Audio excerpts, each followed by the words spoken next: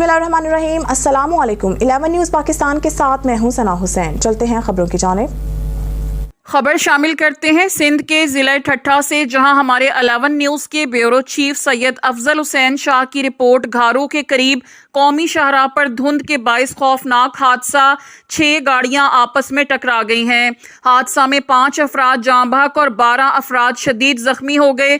जख्मी कई घंटे तड़पते रहे। पुलिस और रेस्क्यू टीमें नहीं पहुंची। मकामी अफराद ने अपनी गाड़ियों में जख्मियों को घारू और ठट्ठा अस्पताल मुंतकिल किया।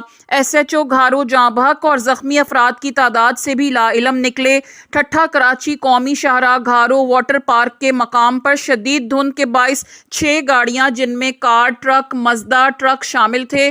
धुंध के बाइस हादसा पेश आया। हादसा में 5 अफराद जाँ बहक हो गए, जबकि 12 अफराद शदीद जख्मी हो गए।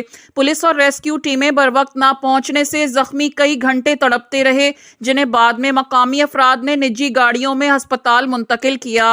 हादसे के बाइस शाहराह पर ट्रैफिक मुअत्तल। हादसा में जाँ बहक अफराद की शनाख्त गुल जमान, मोइन, शोएब, रहमान, नदीम, करीम, फैसल, आसिम शाह बेग शामिल हैं, जबकि थाना घारो के SHO हादसे में जाँ बहक को जख्मी अफराद की तादाद से भी बेखबर थे।